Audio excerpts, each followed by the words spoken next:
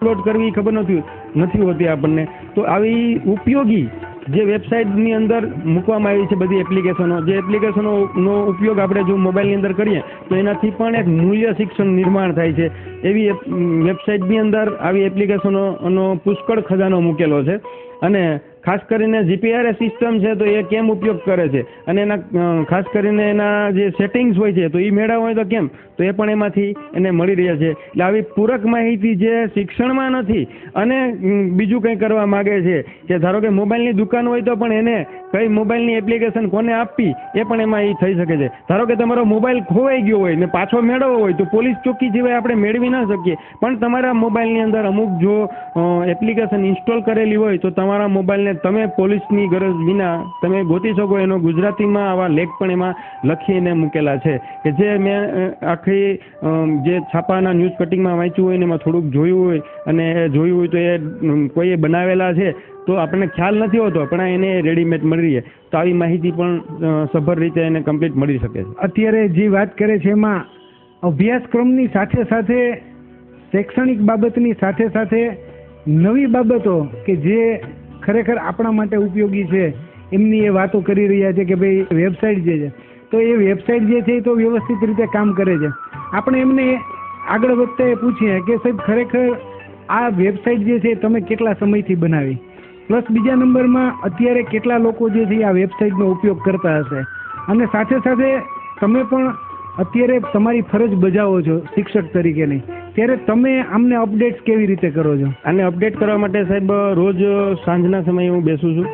સવારનો મારો સ્કૂલનો સમય હોય અને સાંજના સમયે લગભગ હું 3-4 કલાકથી વધારે સમય એમાં રોજ આપું છું. ક્યારેક રાતના 2 પણ વાગી જાય અને 3 પણ વાગી જાય, પણ સતત એમની અંદર જે નક્કી કરેલી વાત હોય એવી એક કોઈ પણ પોસ્ટ છે એ મૂકવાની ટ્રાય કરું છું. ક્યારેક 2 દિવસ પણ થઈ જાય પણ રોજ એક પોસ્ટ હોય છે. અને એને જોનારા લોકો આજ સુધીમાં લગભગ 4 લાખ લોકો છે એ વિઝિટર છે એના, અને એ જોઈ ચૂક્યા છે. અને એમાંથી એને ઘણી બધી પ્રેરણાદાયી વાતો મળે એટલે વારંવાર ફોન દ્વારા પ્રશ્નોત્તરી પણ કરતા હોય છે. એ પણ જ્યારે મારો સમય મળ્યો હોય ત્યારે પણ ગમે ત્યારે મને ફોન આવ્યો હોય તો મેં મને જે માહિતી મળી છે ને હું જે જાણું છું તેનો એને જવાબ આપવાનો પ્રયત્ન કરું છું.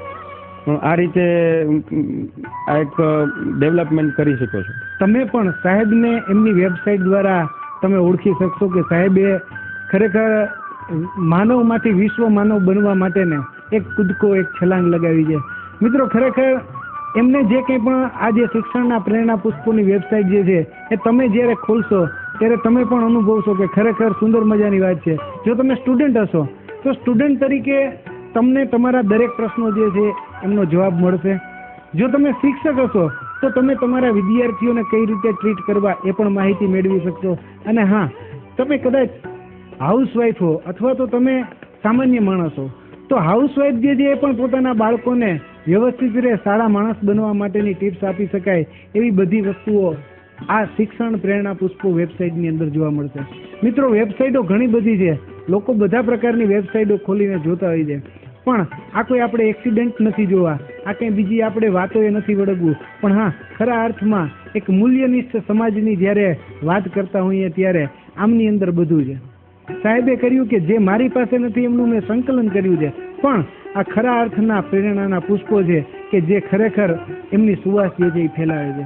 તમે પણ આ વેબસાઇટને ખોલો, એમનું નામ છે શિક્ષણના પ્રેરણા પુષ્પો, અને આ વેબસાઇટ કઈ રીતે ખુલે છે, કેવી રીતે એમનો ઉપયોગ કરી શકાય અને એમાંથી તમને જે વિવિધ માહિતીઓ મળે છે, પ્લસ બીજા નંબરમાં કંઈ તમે પણ સજેસ્ટ કરી શકો, અને બીજા નંબરમાં એ પણ વાત છે કે તમે પણ સાહેબને કોન્ટેક્ટ કરી શકો. એમના માટે સાહેબે કેવી વ્યવસ્થા રાખી છે એ વાત પણ આપણે એમની પાસેથી જાણીએ. એની અંદર કોઈ પણ આમાં મળી શકે તો એબાઉટ મી અને અહીંયા કોન્ટેક્ટ મી લખેલું છે, એમાં પોતાનો એ કંઈ પ્રશ્ન હોય તો લખી શકે ને મને એનો સીધો ઈમેલ આવી શકે છે. અને ત્યારે કોઈ પણ સામયિકોની વાતો છે પણ એમાં મૂકવામાં આવી, કોઈને ગઝલનો શોખ છે તો એ વાતો પણ મૂકવામાં આવેલી છે, જોક્સ ડાયરો નાટકો એનો શોખ છે તો એ બધી લિંકો મૂકેલી છે. અને સ્વાદ ઇન્ડિયા એટલે કે રસોઈ ઘરની અંદર પણ સરસ મજાની રસોઈ બનાવી શકાય તો એ પણ એની લિંક મૂકેલી છે. એટલે થોડામાં ગાગરમાં સાગર બનાવવાનો પ્રયત્ન કર્યો છે અને એનું સંકલન કરવાનો પ્રયત્ન કર્યો છે. અને આવી રીતે કોઈ પણને કંઈ બનાવવું હોય કે પ્રયત્ન કરે તો આમાં ઝડપથી શીખી શકાય એવું છે. અઘરું કંઈ નથી. હું કોમ્પ્યુટર ક્યાંય શીખવા ગયો નથી અને આ પ્રયત્નથી જ કરી શકો છું. મિત્રો